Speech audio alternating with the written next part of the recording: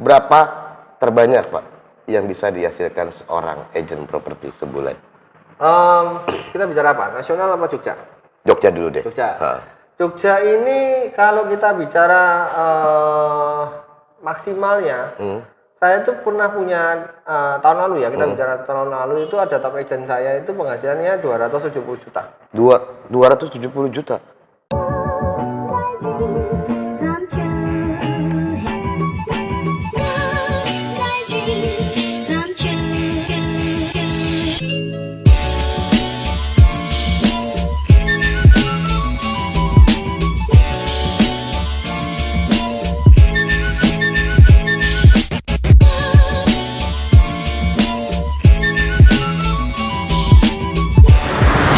Ngikutin mulu.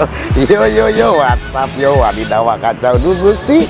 Jumpa lagi dengan saya Bayu Prakoso, Best Manager Milenial di podcast Papi Bayu. Hari ini kita ada di Rewind, ya kan? Kita akan belajar tentang bisnis properti, ya. Siapa tahu jadi presiden kayak Donald Trump. Ikut Papi Bayu.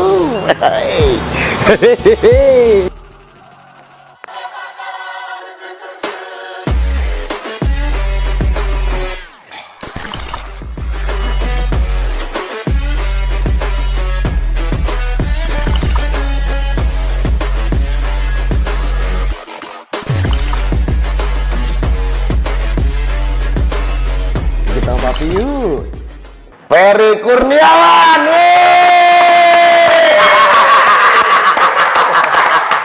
Thank you. Super ada Pak. Almus rame. Oke, teman-teman penonton podcast Papi Bayu, kita hari ini ketemu sama Pak Ferry Kurniawan ya Pak ya. Selamat siang. Beliau adalah Principal Rewind Jogja. North Jogja. North Jogja. Siap. Jadi kita hari ini akan belajar bagaimana caranya berbisnis properti. Oke. Jualan properti ya Pak. Siapa tahu yang nonton bisa jadi presiden kayak Donald Trump. Iya Pak, saya dari zaman dulu ya Pak. Pertama kali buku bacaan saya itu Donald Trump Pak. Gimana caranya dia bisnis properti dan lain-lain gitu kan. Cuman nggak tahu sampai sekarang mungkin ketemu Bapak bisa ikut. Siap. Oke, Pak Ferry. Ya, thank you Pak. Papi Bayu ya. Siap. Oke.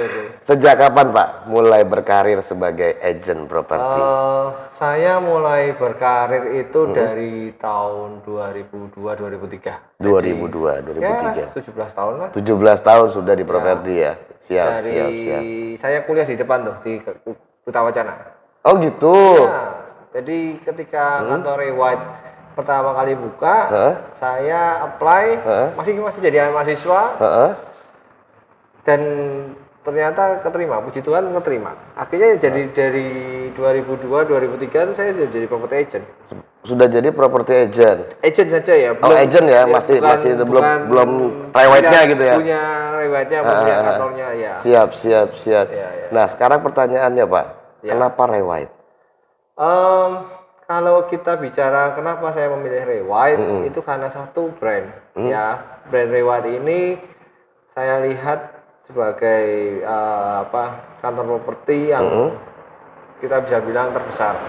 Dengan 170 kantor dari Sabang sampai Merauke ya. Walaupun ya tidak ada kantor cabang di Sabang, tapi kita kantor terbesar. Property agent dengan jumlah kantor terbanyak itu Rewind.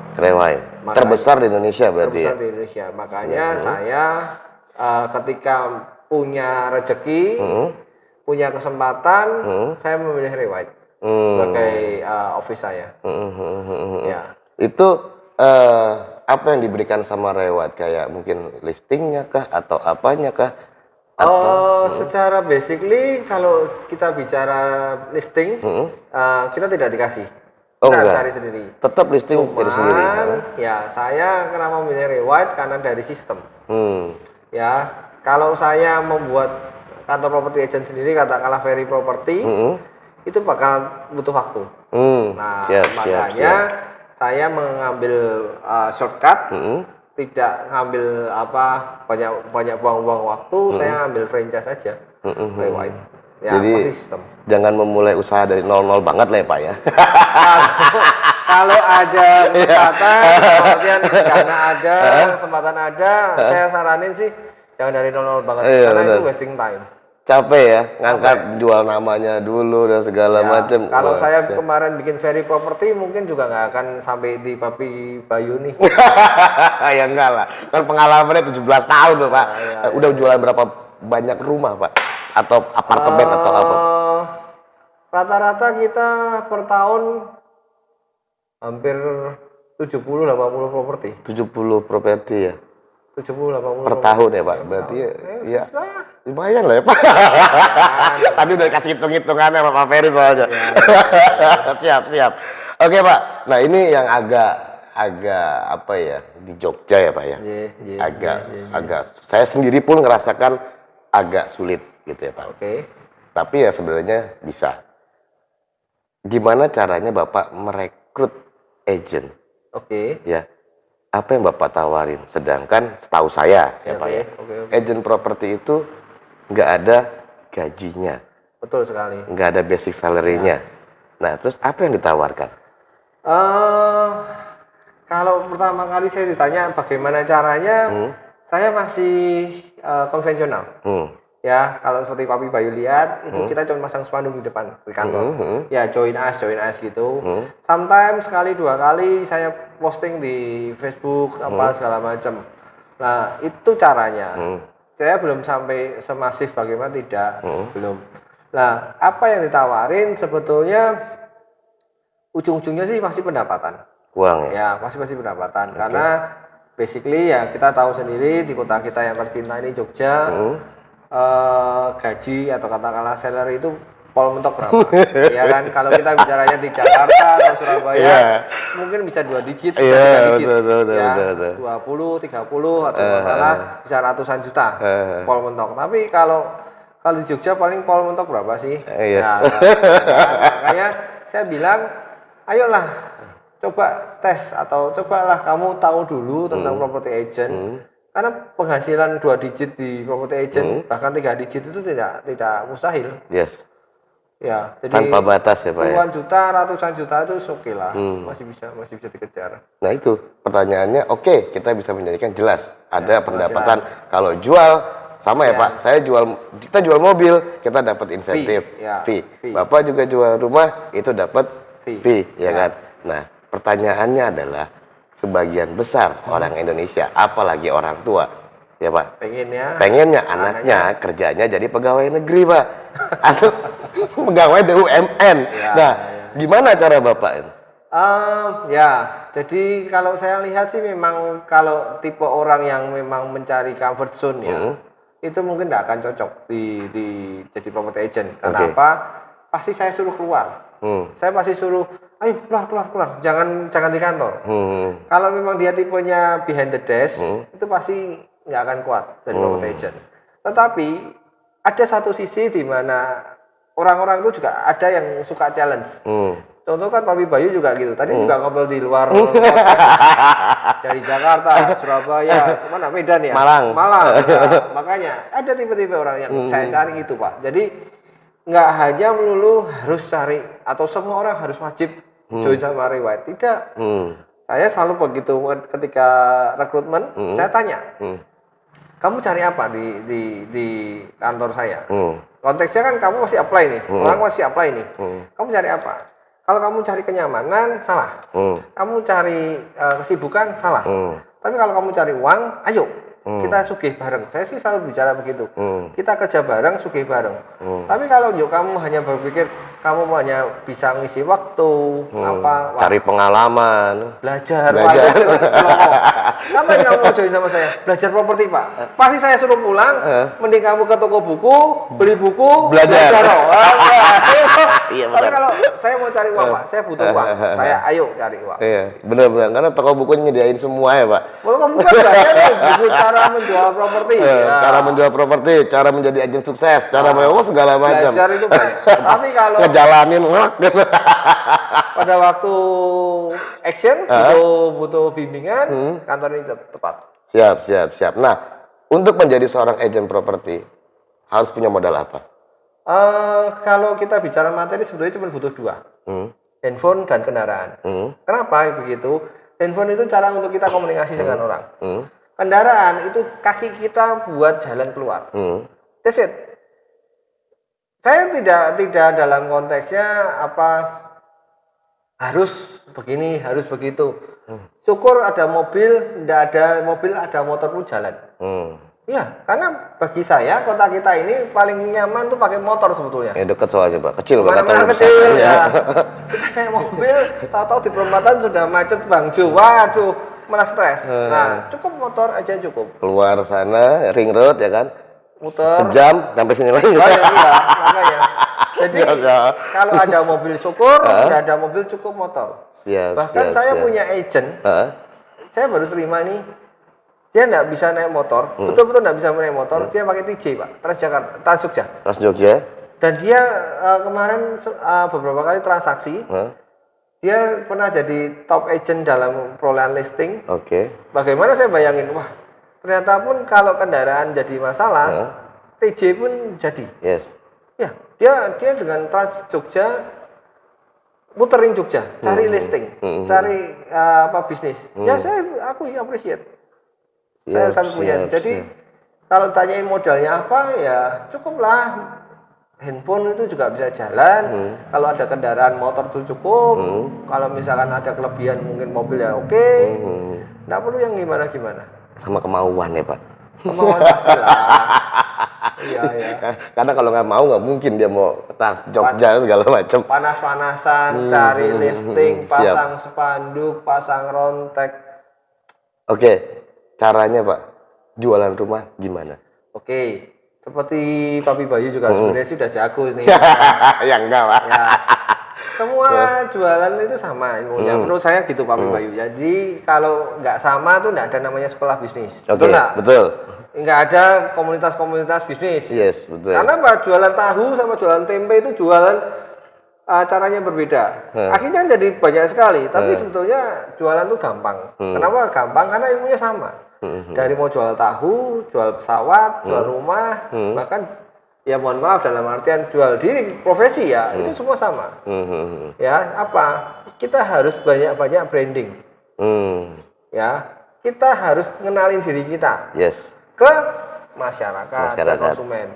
Akhirnya jadi tahu, oh Papi Bayu itu seorang manajer Suzuki. Yes. Ferry itu seorang property agent Ray White. Yes. Baru setelah itu orang beli. Kenapa? Kalau nggak kenal nggak beli dong. Betul nggak? Betul. Nah makanya ilmunya sih mau jualan rumah, jual mobil, jual tahu, jual apapun seperti sama. Bakul Gudeg itu juga brandingnya kuat. Mbah, boleh nyebut merek nggak? Mbah Jum, Mbok Jum. Itu kan terkenalnya gudeg. Makanya dia pun branding gitu loh. Jadi jualannya, cara jualan pertama menurut saya sih harus branding sih. Branding ya? Orang kenal dulu ya Pak ya? Iya. Itu yang susah memang Pak. Menambahkan nama Bayu Suzuki di belakang itu, wah perjuangannya berdarah-darah Pak. Gitu ya? itu materi pertama kalau di Reward. Saya selalu bilang, oke, sekarang taruh semua baju kamu di luar. Kamu tak kasih baju namanya Reward. Ya, brand Reward. Bikin sosmedmu, bikin IG-mu, di WA-mu ganti Ferry Ray White. Jadi itu harus dibikin sih memang branding. Kalau nggak di branding, awal tidak dibikin agak susah. Siap. Makanya Bayu Suzuki ya kan, Ferry Ray White. Apa ada rencana Pak untuk ya Ferry properti lagi? Kalau saya ditanya begitu tidak punya. Kenapa? Saya sudah sangat nyaman dengan brand ini. Ya, saya sudah tidak perlu reko-reko dan segala macam. Saya ke bank kenal Ray White, saya ke notaris kenal Ray White, ke customer pun juga sama. Juga kenal Ray White. Kan basically kota Jogja ini kan kota pendatang ya. Saya berpikir kalau dari awal dulu kenapa saya ambil kantor ini, siapa sih orang Jakarta, Surabaya, Bandung, kota-kota besar itu datang ke Jogja kenal Ferry? Susah sekali. Tapi kalau misalkan dia butuh, orang-orang itu Jakarta, Surabaya, Bandung itu butuh properti, datangnya kemana? Kantor property agent Ray White. Dengan begitu Ferry pasti ke bawah. Dikenali. Pak, saya mau jual rumah. Pak, saya mau cari rumah. Kan dia nggak peduli yang handle siapa. Mau Budi, Joko, Ferry, siapapun Yang dia beli Rewide. Nah, makanya saya akhirnya oke. Dengan pengertian itu, saya bilang saya beli kantor properti agent Rewide. Siap. Di situ ada Ferry, ada Joko, ada Budi, ada Tina, ada siapapun, semua pakai nama Rewide, semua kebagian rezekinya. Trust. Yes. Ya. Itu yang berat memang. Dari nol kita membangun trust ke orang. Siap. Berapa terbanyak Pak yang bisa dihasilkan seorang agent properti sebulan? Kita bicara apa? Nasional apa Jogja? Jogja dulu deh. Jogja ini kalau kita bicara maksimalnya, saya itu pernah punya tahun lalu ya, kita bicara tahun lalu itu ada top agent saya itu penghasilannya 270 juta. 270 juta?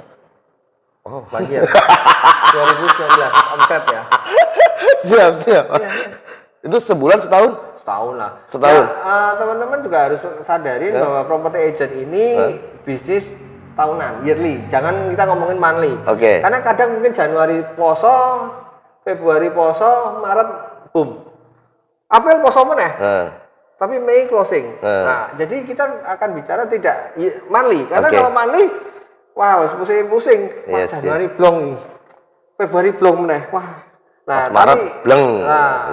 Gitu. Karena balik lagi properti kan juga entah secara alaminya atau apa memang dibikin agak susah kan, supaya tidak banyak scam, tidak banyak penipuan, tidak banyak apa, memang dibikin berlapis. Ada verifikasi atau validasi pajak, ada cek BPN lah segala macam. Jadi transaksi itu memang dibikin agak susah supaya tidak terlalu gampang untuk penipuan.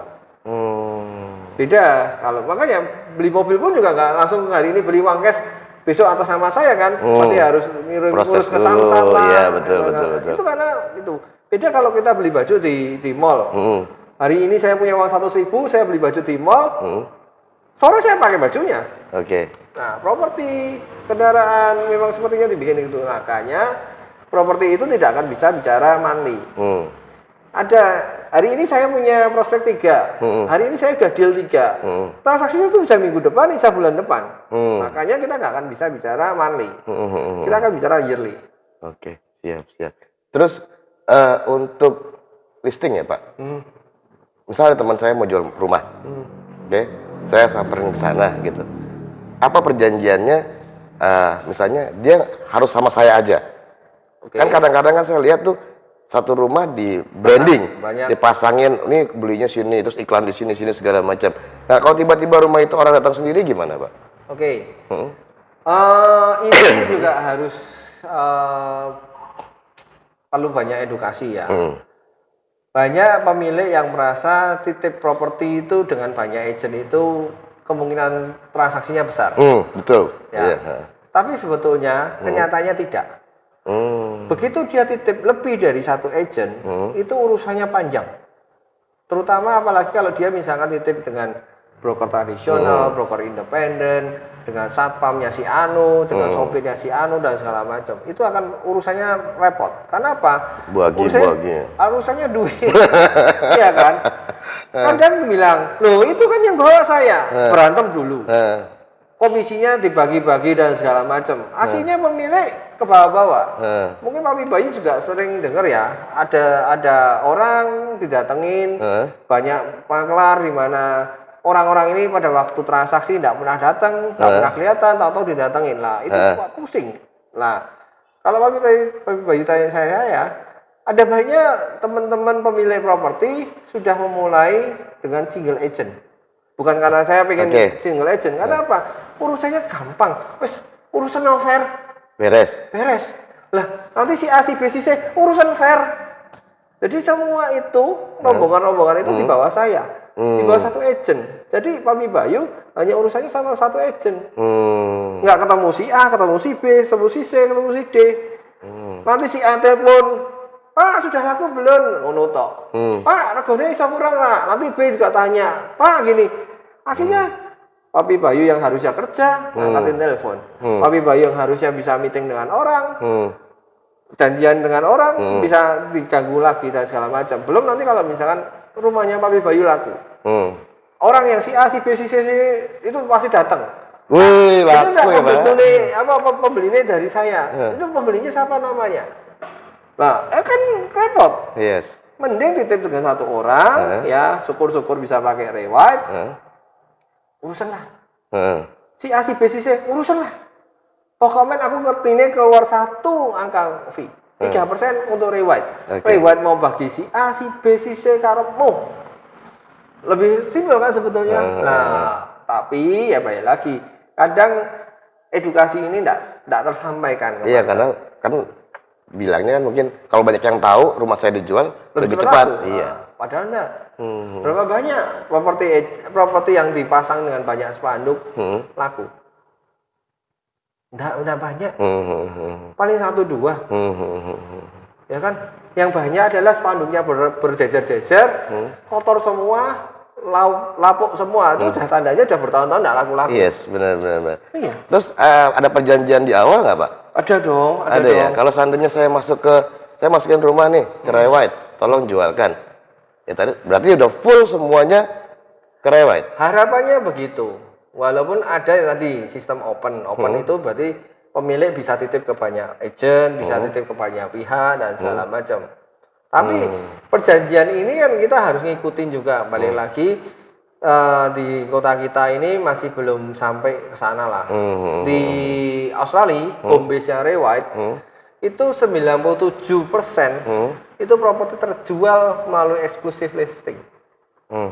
Namanya 3%-nya exclusive listing. ya, jadi hanya single agent. Oke. 3%-nya apa? Lelang.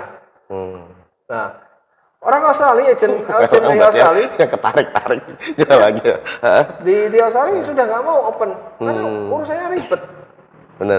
Ribet, sangat ribet. Karena ini urusannya duit gede. Iya kan? Komisi 3% kaliin aja sama jumlah nilai propertinya. Siap. Misalkan 2M udah 60 juta tuh.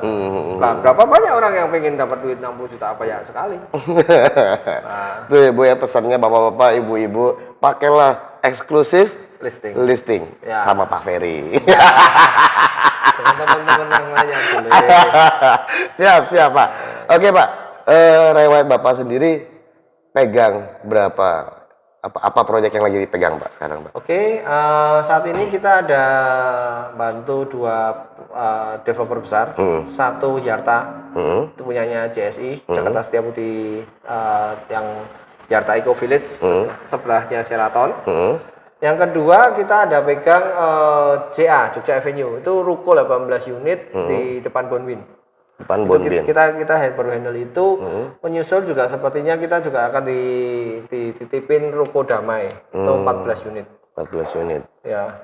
Siap. Itu semuanya eksklusif listing.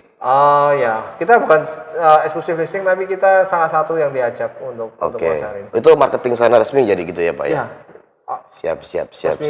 Resmi kerjasama.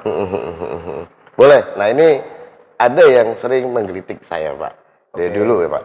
Dari dulu iklannya banyak bertebaran di media sosial dan lain-lain. Ikutilah training dan seminar, gitu ya Pak. Ya. Awalnya gratis Pak. Gratis. Seminar awal. Terus setelah separuh dikasih, wah gambarannya, baru yang ikut training lanjutan bayar sekian. Bisa punya properti tanpa modal. Monggo Pak, dijelasin sebagai orang yang sudah bergulat di dunia properti 17 tahun. Gini, saya mau tanya sama Ibu Bayu. Ya siap. Kalau orang itu, saya nggak nyebut nama dan nyebut institusi atau apa, bisa beli properti tanpa modal, pertanyaannya cuma satu. Kenapa dia jualan kelas? Iya. Oh iya lah. Kalau memang itu bisa, harusnya dia fokus di situ aja. Iya, ustaz tanpa modal. Ya, mungkin kalau dia membantu Pak orang-orang gitu Pak.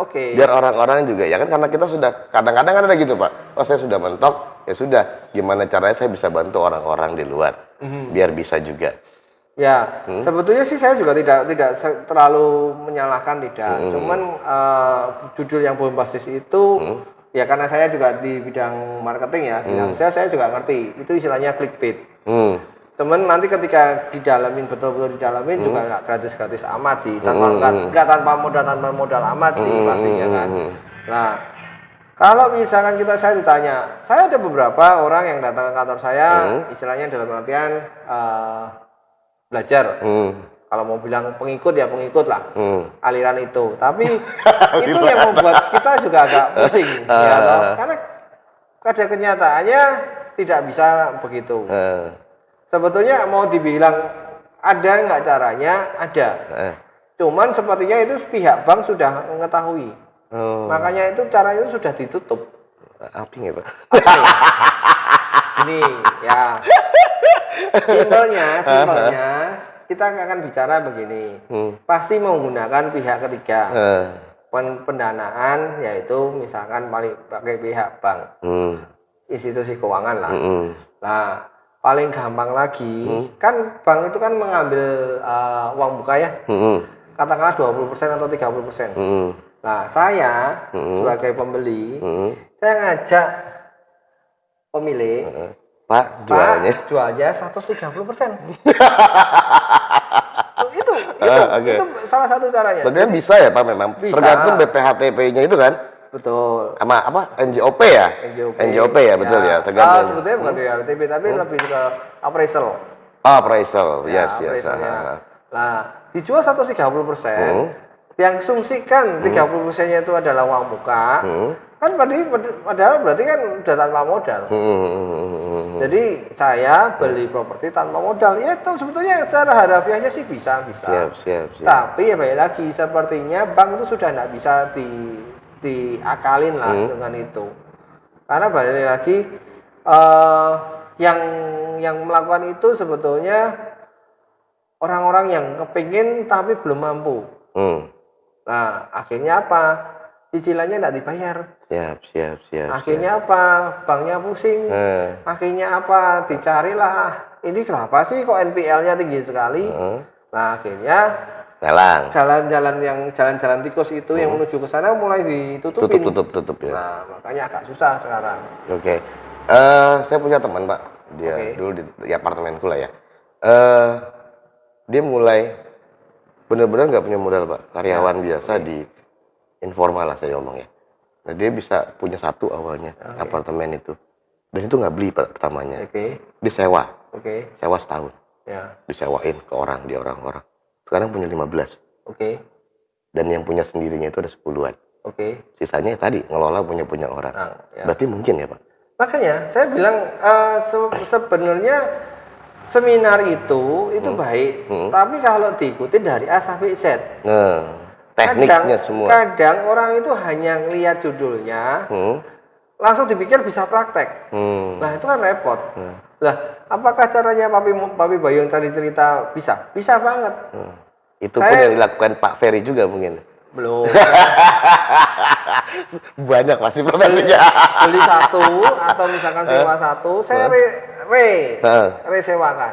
Akhirnya kan saya dapat modal loh. Nah, dapat modal saya buat DP. Saya sewain lagi dari sewa saya dapat lagi. Itu sebetulnya. Tapi kalau mau dibilang zero modal, tanpa modal sama sekali ya enggak bisa. Nah, sewanya aja juga udah pakai modal kan? Betul kan? Cuman itu bisa kembali, bisa apalah. Makanya kadang teman-teman yang memang pengen beli properti tanpa modal tuh harus benar-benar jeli. Apakah itu clickbait? Apakah itu memang betul-betul diajarkan? Apakah cara yang diajarkan itu betul-betul berhasil? Atau cara itu sudah expired? Kalau sudah expired sudah nggak akan mungkin bisa dipakai lagi. Ya contoh yang kayak tadi saya bilang dijual 130%, itu betul cara expired. Udah berat ya? Sudah berat. Kenapa? Sekarang sudah ada namanya appraisal. Bank itu harus mengikuti appraisal. Appraisalnya bilang 100%, ya berarti bank hanya keluar 70%. Nggak bisa. Sekarang pun KJPP atau appraisal diketik nggak bisa, maksudnya di drive nggak bisa sekarang, karena mereka pun sudah profesinya. Jadi di drive bahasanya. Mas saya tolong keluarkan nilai appraisal sekian. Susah ya Pak ya. Susah. Oke, Pak Ferry, apa namanya, pandemi loh Pak. Ya. Corona dari mulai Maret ya Pak ya. bagaimana bisnis properti di Jogja? Ada beberapa transaksi kami ke pending. Akhirnya apa? Karena BPN tutup. Kan masa-masa corona yang waktu serem-seremnya kemarin itu kan work from home. Oke. Nah, BPN itu cuma terima satu berkas per notaris per hari. Jadi kalau misalkan kita pakai notaris yang lumayan populer, dia punya pendingan kasus 11, kita nomor 11, paling gampang itu berarti kita diproses 11 hari kemudian. Oh, gitu. Nah, Satu hari satu berkas waktu itu ya. Nah, akhirnya kita ke pending. Nah, alhamdulillahnya kita tetap jualan. Jadi kalau kita tadi Pak Bayu tanya ke saya, bagaimana bisnis properti, sebetulnya tetap jalan. Nah, itu satu. Kedua, sebetulnya masa corona ini kalau kita boleh bilang jeleknya ya, banyak orang BU. Ya, akhirnya ujung-ujungnya jual diskon. Oke. Nah, banyak pemilik modal atau para investor itu nunggu saat-saat krisis. Oh alah, memanfaatkan situasi Ya, karena dapat barang diskonan. Betul. Kalau mainnya properti di saat booming properti, kencang semua harganya. Kencang semua termasuk pemilik. Saya maunya jual 1M dan 1M nggak usah. Nah, betul nggak? Betul. Ditanya lagi mungkin bisa jadi 1,2M. Kenapa? Dia merasa booming properti. Tak jual 1,2 pun masih laku.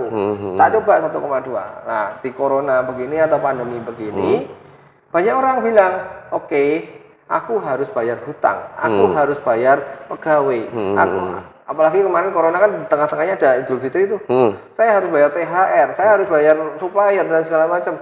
Udah deh, potong dikit tidak apa-apa. Berapa? 10%, 20%, 30%. Nah, itu kan margin bagi investor properti. Nah, banyak yang nyaplok. Jadi sebetulnya kalau kita property agent sebetulnya ya ibarat kalau saya bilang, saya ibarat seperti jamur. Di mana-mana tuh bisa tumbuh, mau di masa booming properti kita juga growing, di masa suffering begini, masa susah begini, kita ya growing. Ya kenapa? Balik lagi, bisnis properti itu masih memungkinkan. Balik lagi, yang punya duit lah yang dapat mindset ya Pak ya. Oh iya. Jadi semua, saya juga kemarin agak kaget, ternyata saya baru tahu gitu Pak. Kenapa Mbak Cemplung itu bisa sepopuler sekarang? Siapa namanya tuh? Pak Pong bisa sepopuler sekarang. Saya baru tahu Pak. Mereka top itu awalnya saat gempa Jogja 2006. Saat gempa Jogja 2006, Bantul itu sering didatengin, diliput sama wartawan dan lain-lain. Akhirnya untuk makan siangnya, mereka ketemulah Pak Pong. Untuk makan siangnya ketemulah, diliput segala macam. Jadi dalam setiap masalah ada kesempatan. pasti ada kesempatan. Betul. Tergantung mindset kita ya Pak. Betul. Di mana kita prepare. Nah, saya sih bilang pas saya prepare. Kadang orang hanyut ketika masa baik. Wah santai. Contohnya corona lah. Saya tahun 2019 itu naik kurang lebih sekitar 30% bisnisnya daripada 2018. Oke. Santai. Saking santai itu kita nggak tahu. November itu kalau nggak salah Wuhan sudah kena COVID. Betul. Desember itu kita masih santai-santai aja, masih tahun baru kita nih. Januari, Februari itu baru diomongin. Kasus pertama outbreak di Indonesia keluar. Waduh, tahu-tahu Februari lockdown, istilahnya lockdown lah ya. Nah, PSBB atau apapun. Ya kan tadi sepi, ini kayak hari Minggu gini, nggak ada orang dan segala macam. Ya itu kita akhirnya jadi sadar bahwa sebetulnya kita pada masa baik itu tidak boleh terlalu santai. Nah, terlalu santai ya hanyut kan gitu. Makanya ya, tapi syukurnya bisnis properti kan juga tadi saya bilang di masa baik kita hidup, di masa susah kita hidup, ya kita trying to be survive dan ternyata memang kita bisa survive kok. Siap. Makanya kalau lagi enak nabung. Ya. Investasi. Iya. Oke, Pak Ferry. Hambatan terbesar dalam karir Bapak selama menjadi property agent? Kalau kita bicara, pasti saya selalu bicara hambatan terbesar itu pasti di dalam diri sendiri. Apa itu? Satu, malas.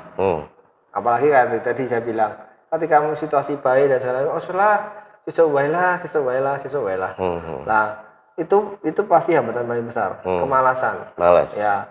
Kalau itu bisa kita atasi, sebetulnya yang lain itu eksternal itu lebih mudah dihandle. Misalkan saya gaptek, Bisa belajar. saya bisa belajar. Saya tidak tahu ini, saya bisa belajar. Saya tidak tahu itu, saya bisa tanya. Tapi kalau yuk males, panas, besok wae lah kerjane. Wah, udan, tak itu santai sih. Wah, enak yang kantor, dolanan handphone atau lihat Netflix. Ya akhirnya kan kerjaan terpending dan segala macam. Ya, itu sebetulnya menurut saya sih hambatan terbesar sih diri sendiri. Diri sendiri ya. Pastilah. Siap. Oke Pak, keren. Tapi apa namanya maksudnya bisa ngalahin diri sendiri. Harus Musuh lah. terbesar ya diri sendiri. Harus Ya? sendiri. Cara yang ngalahinnya juga paling juga ya dari diri sendiri. Kita harus tahu. Wah, ini gak iso kayak gini terus. Apalagi ya kayak corona. Sebetulnya corona ini baik sekali. Ngajarin orang banyak hal kan. Oh bener Pak, banget. Pelajaran berharga. Gak corona Papi Bayu nggak bikin podcast. Iya betul. Oke Pak, untuk sebuah kesuksesan Pak, ada yang harus dibayar pasti ya Pak. Seberapa besar yang sudah Bapak bayar atau korbankan? Itu pertanyaan sih agak susah ya. Karena apa?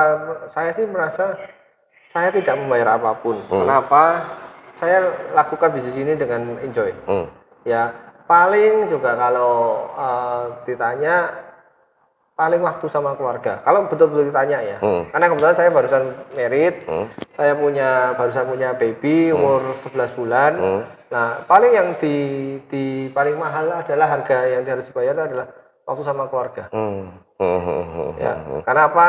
Karena kami akhirnya saya juga sendiri ngikutin jamnya kantor, pulang jam 6.